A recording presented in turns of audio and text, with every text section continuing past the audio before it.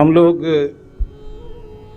भगवान श्री कृष्ण के अमृतमय संदेश को श्रवण कर रहे हैं, जहां उन्होंने ये दर्शाया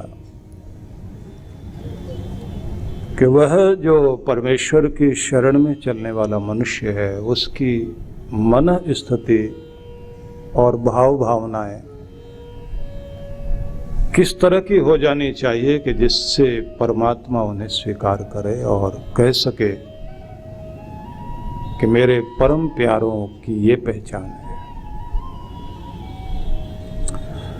तो 12वें अध्याय के 8 अमृत श्लोक, जिन्हें अमृताष्टकम कहा जाता है, उन पर हम लोग चिंतन कर रहे हैं। और आनंद की बात है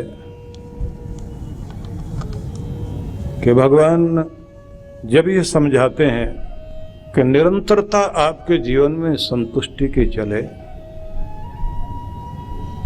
लेकिन भौतिक अभौतिक विकास की यात्रा में कभी पीछे नहीं हटना।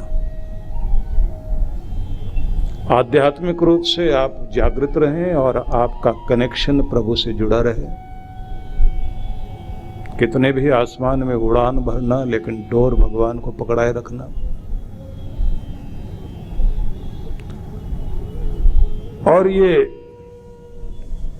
तन भले ही दुनिया के लिए प्रयोग हो, लेकिन तुम्हारा मन और तुम्हारी बुद्धि वो भगवान को मिल जाए। धन दुनिया को दे देना, लेकिन मन भगवान को दे देना, ये भगवान ने संदेश दिया। और आगे जब हम लोग बढ़ते हैं तो फिर वहां कुछ श्लोक और हैं। अनपेक्ष शुचिर्दक्ष उदासीनो गत व्यथः सर्वारम परित्यागे यो मद्भक्त स मे प्रिय। ऐसा व्यक्ति अनपेक्ष, अपेक्षाओं को रखकर नहीं जीता, न चाहा न चिंता, और न जीवन किसी और पर निर्भर। क्योंकि हमारी सारी खुशियां तभी हमें प्राप्त होती हैं जब हम स्वयं में निर्भर होकर और स्वयं में तृप्त होकर जीते हैं। समस्या तब आती है जब हमारी खुशियां दूसरों पर डिपेंड करने लगती हैं। जब हम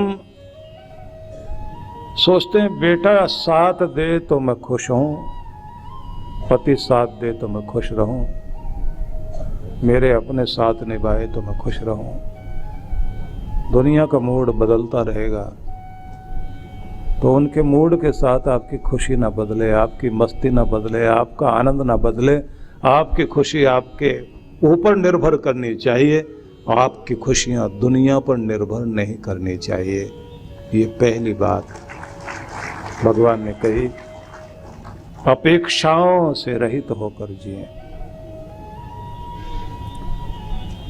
एक और शब्द कहा शुचिर दक्ष।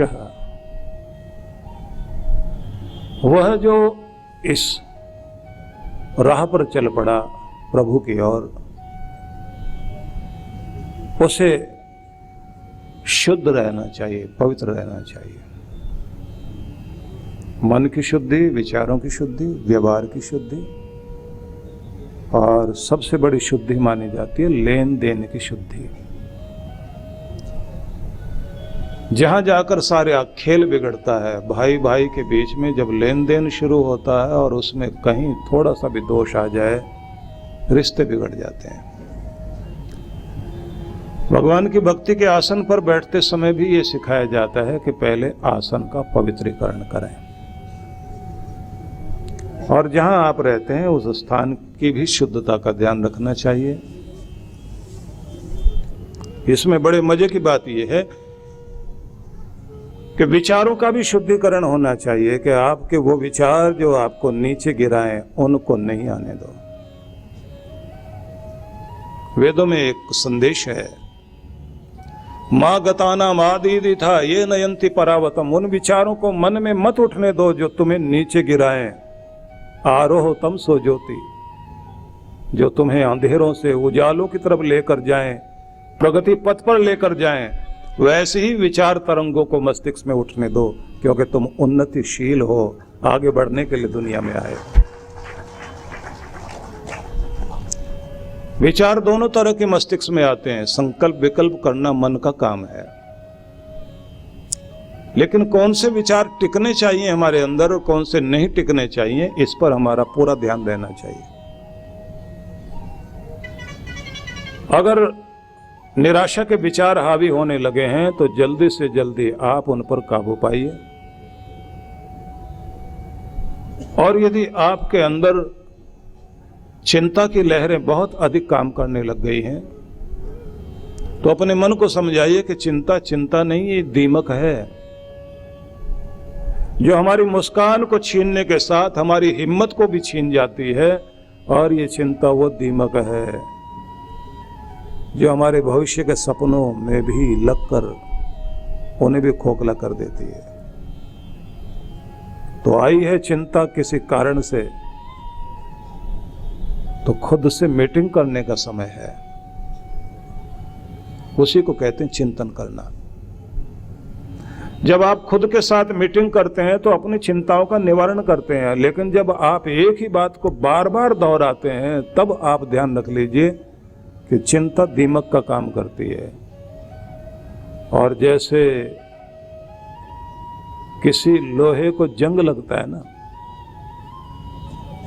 ऐसे चिंता भी अपने आप अंदर से ही पैदा होती है। किसी घर का बोझ उठाकर कोई खंबा खड़ा है लोहे का और घर के लोग ध्यान नहीं देते, समय समय पर उसे साफ रखना, उसकी पॉलिश करना, तो धीरे धीरे जंग लगता है। अब बाहर से दिखाई नहीं देता है जंग लगा हुआ है। और एक दिन वो स्थिति आ जाती है कि वो खंबा जो इतना बड़ा बोझ उठा रहा था खोखला होकर गिर जाता है। अगर आपने दीमक को, इस चिंता को बढ़ने दिया, आप कितने भी शक्तिमान क्यों ना हो, खोखला कर देगी ये। जिन पेड़ों को आंधियां नहीं तोड़ पाती उनको दीमक गिरा देती है, भले वो 100 साल पुराने शक्तिशाली पेड़ रहे हो। कोई कितना भी बड़ा योद्धा रहा हो, सेनापति रहा हो, वीर रहा हो, मानक तय किए हो, किसी ने कीर्तिमान बनाए हो, पर अगर लगातार जिंदगी में चिंता चल पड़ी वो खोखला करके गिरा देगी, बीमारियां लाकर खड़ी कर देगी।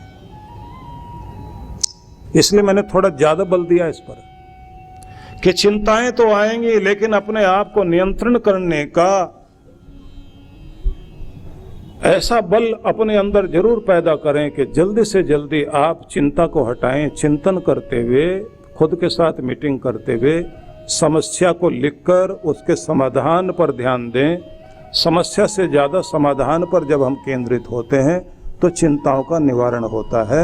इसलिए शुद्धिकरण में ये भी आता है कि जो भी विचार मस्तिष्क को खोखला करते हैं और आपकी शक्ति को नष्ट करते हैं, उन विचारों को तुरंत आपको बदलना चाहिए और उसकी जगह पर वो चीज़ लेकर आओ जो आपको शक्ति दे। क्योंकि चिंता करने से शक्ति नहीं आती, निराशा से कोई शक्ति नहीं आती। लेकिन जब आप अपने अंदर होप पैदा करेंगे, निर्भीक बनेंगे और जब आप सामना करने के लिए तैयार होंगे तो शक्ति आएगी। इसलिए शक्ति की उपासना कीजिए। बलम उपास्व कहा गया, वेदों में ये शब्द आया, बलम उपास्व। स्वामी विवेकानंद इस शब्द को बोलते थे कि गरीबी गरीबी चिल्लाने से तुम्हारी समृद्धि जिंदगी में नहीं आएगी। तुम्हें अपनी दुर्बलता को हटाना होगा, शक्ति को लाना होगा। लाखों साल के अंधेरे के सामने बेबस होने की जरूरत नहीं, एक जगमगाता हुआ दिया लाने की जरूरत है कि जिससे तुम्हारी जिंदगी में रोशनी आ सके और तुम्हारा अंधेरा दूर हो सके। तो हमने ये समझा, क्योंकि मैं पॉइंट टू पॉइंट बात करता हूँ और आपको याद कराता हूँ कि भगवान ने पहला शब्द कहा, अपेक्षाओं को रखते हुए दुनिया में नहीं जिएंगे, आप अपनी खुशियां पाना चाहते हैं तो स्वयं पर निर्भर हो और अपेक्षा रहित होकर मस्तिष्क को शांत रखकर प्रभु की ओर चलें। एक बात हुई। दूसरी बात कही गई है कि आप शुचि को, पवित्रता को, शुद्धि को अपनाएं। ये तन की, मन की, व्यवहार की और लेन देन की शुद्धि।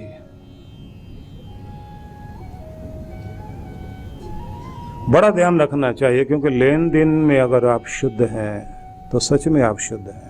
लेने के लिए अलग तरह की स्थिति होती है, देते समय अलग तरह की स्थिति होती है। ज़्यादातर लोग यहाँ मार खा जाते हैं, तो ये आपको मैंने बताया।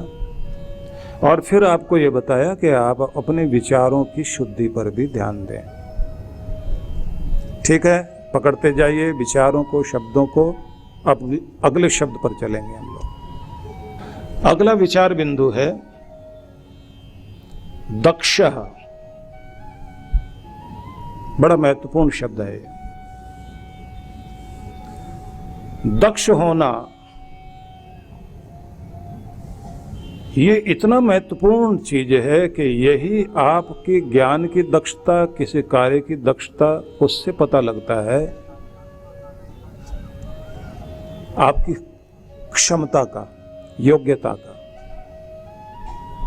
अभ्यास करने से चीजें आप सीखते हैं, क्योंकि परफेक्शन लाने के लिए प्रैक्टिस जरूरी होती है। तो हम ऐसे समझें कि कुछ अच्छी आदतों की दक्षता प्राप्त करें। जैसे सुबह सिखाया जा रहा था कि आपकी जिंदगी को चलाती हैं आदतें। अच्छी आदतों के साथ जब आप जिंदगी जीते हैं तो एक गुणवत्ता वाली, क्वालिटी वाली लाइफ आप जीते हैं। अच्छी आदतों के साथ जिंदगी जीना आसान होता है, लेकिन आसानी से अच्छी आदतें नहीं आती। ये ध्यान रख लेना। बुरी आदतें आसानी से आती हैं, लेकिन उनके साथ जिंदगी जीना बहुत मुश्किल होता है, क्योंकि हर जगह रुलाएंगी वही, पीछे गिराएंगी वही, चोट पहुंचाएंगी वही। आपकी जिंदगी को चलाती हैं आपकी आदतें। अगर बुरी चीजों में आप दक्ष हो गए तो याद रखना,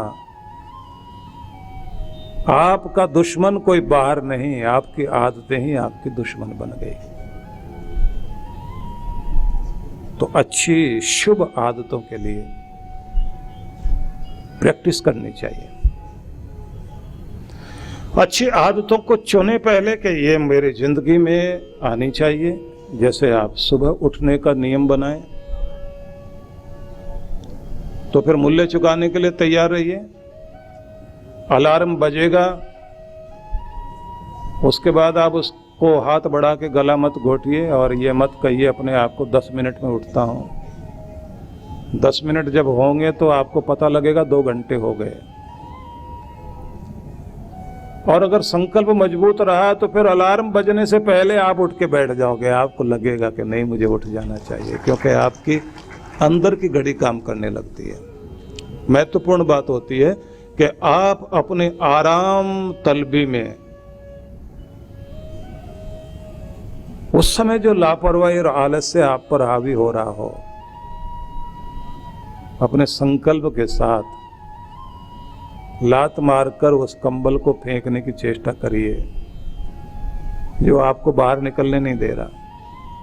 और निकलिए बाहर और सैर करने के लिए चल पड़िए। आपका नया दिन शुरू हो जाएगा, नई जिंदगी शुरू हो जाएगी, क्योंकि आप कुशलता की तरफ, अच्छी आदतों की तरफ चल पड़े हैं।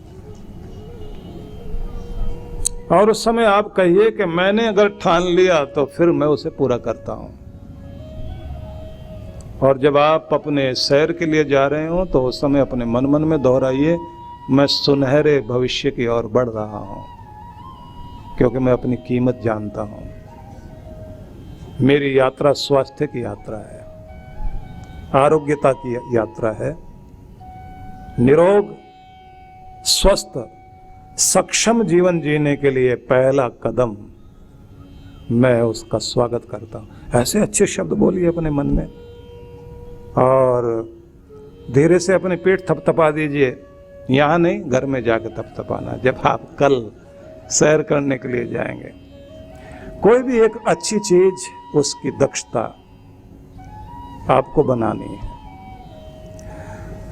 धीरे धीरे करके इसी तरह से जब आप अपने टाइम का एक एक मिनट का उपयोग करते हैं, और एक बात ध्यान रख लीजिए, जिन विचारों से आपका जीवन कीमती बनता है और जो आपको नया बना दे, जो आपको प्रेरित करें, जो आपको सक्षम करें, उन विचारों का स्वागत करने के लिए आपको दुनिया के किसी भी कोने में जाना पड़े, वहां जाकर जरूर बैठना, सुनना, वहां जो विचार मिलते हैं उन्हें अपनी डायरी में नोट करना, क्योंकि जिंदगी के लिए वो कीमती लम्हे होते हैं जो आपको प्रेरित करें। ये याद रह जाना चाहिए कि वो सांझ कितनी महत्वपूर्ण थी जब मैं जाकर सत्संग में बैठा था, और वहाँ किसी और के लिए कहा जा रहा होगा मुझे नहीं पता, लेकिन वो मेरे लिए ही कहा जा रहा था, क्योंकि जो हो गया, अब एक नई जिंदगी की यात्रा पर मैं चल पड़ा हूँ। अपने को बेहतर बनाने के लिए आज मैंने संकल्प कर लिया है, मैं कल से अपने स्वास्थ्य पर ध्यान दूंगा, खुश रहूंगा, अच्छी आदतों के साथ और बुरी आदतों को धीरे धीरे काबू करते हुए एक बेहतरीन जिंदगी जीने के लिए तैयार हो रहा हूं। जो आपको प्रेरित करें, जो आपको सक्षम करें, उन विचारों का स्वागत करने के लिए आपको दुनिया के किसी भी कोने में जाना पड़े, वहां जाकर जरूर बैठना, सुनना, वहां जो विचार मिलते हैं उन्हें अपनी डायरी में नोट करना, क्योंकि जिंदगी के लिए वो कीमती लम्हे होते हैं जो आपको प्रेरित करें। ये याद रह जाना चाहिए कि वो सांझ कितनी महत्वपूर्ण थी जब मैं जाकर सत्संग में बैठा था, और वहाँ किसी और के लिए कहा जा रहा होगा मुझे नहीं पता, लेकिन वो मेरे लिए ही कहा जा रहा था, क्योंकि जो हो गया, अब एक नई जिंदगी की यात्रा पर मैं चल पड़ा हूँ। अपने को बेहतर बनाने के लिए आज मैंने संकल्प कर लिया है, मैं कल से अपने स्वास्थ्य पर ध्यान दूंगा, खुश रहूंगा, अच्छी आदतों के साथ और बुरी आदतों को धीरे धीरे काबू करते हुए एक बेहतरीन जिंदगी जीने के लिए तैयार हो रहा हूं। डायरी एक रखा करो आप, जिसमें आप लिखा करो। उसमें कोई आप आलू सब्जी का हिसाब किताब मत लिखा करिए, जिंदगी का हिसाब लिखो। किसी ने कड़वा बोला, मीठा बोला, वो नहीं। और कभी कभी गुनगुनाना शुरू कीजिए, अकेले घूमते फिरते हुए, मुस्कुराते हुए। आपको रेडियो, टीवी और सारी चीजें नहीं, खुद ही टीवी बन जाइए, खुद ही रेडियो बन जाइए। गुनगुनाते हुए आनंद के साथ टहलना शुरू कर दें। मस्ती आपके अंदर से प्रकट होने लग जाए। आपको भले ही गाना ना आता हो, गुनगुना तो सकते हैं। कोई भी अच्छी ट्यून आपको लगती हो, अच्छे शब्द लगते हो, अकेले में एकांत में गुनगुनाते हुए, मुस्कुराते हुए चलिए। आपके चेहरे पर जिससे भी मुस्कुराहट आती है, जिंदगी आपकी लहलाने लग जाए। वो सब चीजें करना शुरू कर दीजिए, क्योंकि आपको बेहतर जिंदगी जीनी है। हो सकता है मजाक उड़ाई जाए। वो घर में कोई पति जो है बहुत मस्ती से गाता हुआ घूम रहा था, पंछी बनूं उड़ता फिरूं मस्त गगन में, आज मैं आजाद हूं दुनिया के चमन में। और पत्नी किचन से वहीं से आवाज देकर बोली, जैसे ही जमीन पर आ जाओ तो धनिया सब्जी खरीद लाना। बहुत आसमान में उड़ गए। टोंट कसे जाएंगे, हंसा जाएगा आप पर, लेकिन मस्ती मत छोड़ना। अगर अपनी हस्ती चाहते हैं तो जिंदगी में मस्ती बहुत जरूरी है। तो शुभ आदतें आपको बनानी पड़ेगी। शुभ मुहूर्त इसके लिए कोई नहीं होता, वही शुभ मुहूर्त होता है जब आप शुरू हो जाते हैं। तो भगवान श्री कृष्ण ने कहा, वह जो दक्ष है शुभ के ओर, अच्छाइयों की ओर, धर्म में, शुभ में, सत्कर्म में जो दक्ष है, का मेरे प्यारों की पहचान में उसका भी नाम है। और ये दक्षता आपको इस तरह से आ जाए कि कहीं भी आप बैठे हुए हों, अपने समय का उपयोग करते करते अपने को और सक्षम और नया बनाते बनाते चलिए। बेहतरीन लोग तो बेकार चीजों से भी कुछ नई चीजें बनाने की चेष्टा करते हैं। और बेहतरीन लोगों की एक आदत होती है, दुनिया के किसी भी कोने में चले जाएं, वहां से कुछ भी अच्छी चीज मिलती हो, सीखने को कुछ मिलता हो, वो सीखते हैं और किसी निंदा चुगली में अपनी रुचि नहीं लेते। किसी के दोष ढूंढने में अपना समय बर्बाद नहीं करते। उनकी आदत होती है कि बगीचे में टहलते टहलते कहाँ कहाँ कितने सुंदर फूल खिले हैं, उनकी सुवास का, उनकी सुगंधि का, उनके सौंदर्य का आनंद लेते हुए वहाँ विचरण करेंगे।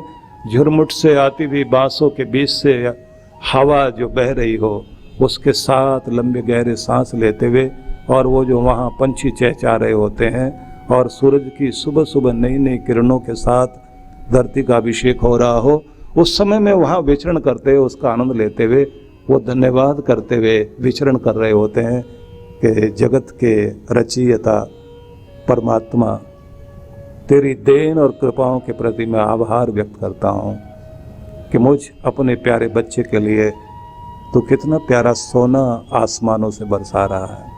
एक अलग तरह का आनंद आता है। और कुछ वे लोग होते हैं जो वहाँ ढूंढते ढूंढते हैं, इतने कांटे, इतना कबाड़, इतने यहाँ चीजें बिखरी पड़ी हैं, इतना ये है, गवर्नमेंट क्या करती है, नगर निगम क्या करता है, यहाँ ये नहीं है। और फिर जिस पक्ष में वो, जिस पार्टी के पक्ष में होता है, उस पार्टी के हिसाब से फिर वो दूसरी पार्टी को अच्छे ढंग से कोस लेता है और उसी के साथ में अपने जैसे लोगों को ढूंढ लेता है। लेकिन हाथ में आता क्या है? मन मस्तिष्क में कूड़ा करकट बच जाता है। उस माली के प्रति अगर दो शब्द धन्यवाद के कह दिए जाएं, जो उन फूलों को उगाने में मेहनत करता रहा हो। किसी सांझ में आप किसी पार्क के पास से सड़क पे टहलते हुए जा रहे हो और आपको रात की रानी की सुगंध आपके नासापुट में आ रही हो, और वो सांझ ऐसी रही हो कि जब बारिश से धरती भीगी हो, हवाओं में नमी हो, एक सुखद वातावरण का आनंद आपको मिला हो, तो जहाँ ऊपर वाले को धन्यवाद करना, वहाँ उसके लिए थैंक्स जरूर कर देना, जिसने वो रात की रानी महकाई है, जिसने अपना पसीने की बूंदे उसकी जड़ों में गिराई है। भले ही वो आदमी आपके सामने ना हो, लेकिन मंगल भावना तो आपको पहुंचानी चाहिए ना। इसलिए बेहतरीन लोगों की एक आदत होती है, दुनिया के किसी भी कोने में वो रहते हैं, वहां से कुछ अच्छी चीजों को चुनते हैं और वो गुण सुगंधी अपने साथ लाते लाते अपनी स्मृतियों में, अपने जहन में बसाकर आनंदित होते हैं। हम लोग जब उत्तरकाशी में साधना के लिए और वहाँ से रानीखेत, अल्मोड़ा से आगे कौसानी, जहाँ पर महात्मा गांधी ने भी बहुत सारा समय व्यतीत किया, उनका एक आश्रम है वहाँ कौसानी में। उससे ऊपर की तरफ जाते हैं तो वहाँ त्रिशूल वाला भाग है, 3 पर्वत की शिखर है, वहाँ चोटियाँ हैं, जो सुबह सुबह आप 5 बजे जाएं तो एक एक चोटी ऐसे लगने लगती है जैसे सोने की बन गई है, बर्फ से ढकी हुई चोटियाँ सूरज की पहली किरण के साथ ऐसा लगता है जैसे सोने से किसी ने सजा दिया हो। और जैसे ही पूरी धूप निकल आती है तो ऐसा लगता है जैसे शिव जी का त्रिशूल वहाँ दिखाई दे रहा है। तो हम लोग जब साधना में बैठते थे तो एक समय तक ही बैठ पाते थे, उसके बाद वो जो दृश्य होते थे, इच्छा होती थी कि ये जहाँ हम रहते हैं वहाँ तक ये दृश्य जाने चाहिए। फिर कैमरा रखा हुआ था अपने पास, तो फिर जाकर उस सौंदर्य को जब कैमरे में कैद करते थे और अपने शहर में लौट आते थे, तो उसके बाद सुबह की साधना करने के बाद उस कैमरे को खोल कर देखते थे और एक दृश्य पर जाकर रुकते थे, तो उसको आंखों से अपलक देखते हुए जैसे ही आंखें बंद करते थे तो ऐसा लगता था हम वहीं पहुंच गए। आज विज्ञान ने इतनी सुविधा दे दी है ना। आज से 40 साल पहले की हमारी साधना का समय और अब तो आप वीडियो बना लेते हैं। उस समय वीडियो बनाने की सुविधाएं नहीं थी। अब तो आपकी जेब में कैमरा है, इसी में वीडियोग्राफी करने की व्यवस्थाएं हैं। कहीं पर भी आप जाएं तो उस स्थान के दृश्यों का आनंद लेते हुए अपनी स्मृतियों में कुछ अच्छी चीजें बसाइए। और मैं तो कहूँगा एक डायरी आपके पास होनी चाहिए। उसको हम लोग बोलते हैं ना वरदान पुस्तिका, ड्रीम बुक, आपके सपनों की किताब। वो डायरी बहुत महत्वपूर्ण होती है, ध्यान रख लेना। उस डायरी में आप वो सब लिखिए जो आप अपनी जिंदगी में पाना चाहते हैं, जहां जीवन को देखना चाहते हैं। डायरी बहुत मदद करेगी आपकी। जैसे आप यहां सुन रहे हैं ना, तो सुनने के बाद जो जो वाक्य आपके हृदय को भा गए और आपके जीवन का संकल्प बनने के लिए मन मस्तिष्क में तैर रहे हो, तो उनको आप अपने डायरी में नोट करना, उनको दोहराना और उसके बाद अपने संकल्प लिखना कि मैं एक बेहतर जीवन के लिए अब इन शब्दों पर प्रयोग करूंगा। क्योंकि आपकी जो मंदिर में पूजा पाठ होती है, वो समय एक होता है जब आप खुद के ऊपर प्रयोग करते हैं। महात्मा गांधी ने जैसे अपनी आत्मकथा लिखी और उसका नाम दिया सत्य के प्रयोग, आपको भी स्वयं पर कुछ प्रयोग करने के लिए अपनी डायरी का प्रयोग करना चाहिए। हर एक के पास होनी चाहिए। और ये बात जरूर है कि वो निजी डायरी है तो वो किसी और के हाथ में नहीं दीजिए। उसमें आप अपने बारे में, खुद के बारे में लिखें, चिंतन करें। बड़ी महत्वपूर्ण आपकी जिंदगी की वो शक्ति बन जाएगी। और निवेदन तो ये है कि रात का वो समय जब आप अपने टीवी वगैरह देखने के बाद बैठें अकेले खुद से बात करने के लिए, उस समय नोट किया करें। और हफ्ते में एक दिन जब आप छुट्टी मनाते हैं ना, मैं छुट्टी के बारे में भी थोड़ा सा कहना चाहूंगा। देखिए, हमको छुट्टी मनानी नहीं आती। टीवी देखते देखते सारा दिन इसी तरह से वो बस यही होगा कि आप ज़्यादा पूरे कपड़े नहीं पहनते और अपने घर में उस तरह बैठे होते हैं, आज हम बहुत इजी हैं, टीवी देख रहे हैं, खाली बैठे हुए। नहीं, उस समय आप इतने खाली हो जाइए कि ना तो टीवी चले, कम से कम 2 घंटे 3 घंटे तो आप खुद के साथ बिताइए, एकदम अकेले। अपने मन मस्तिष्क को इतना शांत कर दीजिए कि आप ये अनुभव करें कि आज ये छुट्टी नहीं बल्कि मुझे नया तरोताजा होने का एक अवसर मिला है, खुद के साथ समय बिताने का अवसर मिला है, खुद के साथ बैठने का, खुद से बात करने का। ये चीज मुझे एक बार महसूस हुई, क्योंकि हम लोग बहुत बिजी रहते हैं, बहुत व्यस्त रहते हैं और इतना 2-2 3-3 वर्ष तक का कार्यक्रम आगे बन जाता है। और फिर स्थिति कैसी भी हो, तन की, मन की या सामाजिक पारिवारिक कोई भी स्थिति हो, हमको तो मूड बना के वैसे ही आना होता है। तो एक दिन छुट्टी का दिन था। छुट्टी का मतलब जिस दिन मुझे लगा कि आज मुझे आश्रम भी नहीं जाना और आज किसी से मिलना भी नहीं है, और जिन लोगों को समय दिया गया था सबको मना कर दिया गया कि आज नहीं मिलेंगे। अब उसके बाद क्या हुआ कि मैं घर में सबके साथ नहीं, छत पे जाके बैठा अकेले, और मन में आया कि कुछ भी नहीं करना। आंखें बंद करके शांत होकर बैठा, और मैंने जो वो 2-2.5 घंटे में पाया, एक नई ऊर्जा, शांति, संतुष्टि। तब ये समझ में आया कि जो ये कहा जाता था कि सप्ताह में कम से कम जितने आप बिजी हो 2 दिन तो छुट्टी के होने चाहिए। हालांकि अपनी भारतीय परंपरा में थोड़ा अलग था। भारतीय परंपरा में 5 दिन की छुट्टी थी, अमावस्या के दिनों में 2 दिन, पूर्णमासी के समय में 3 दिन की छुट्टी, प्राचीन परंपरा के अनुसार।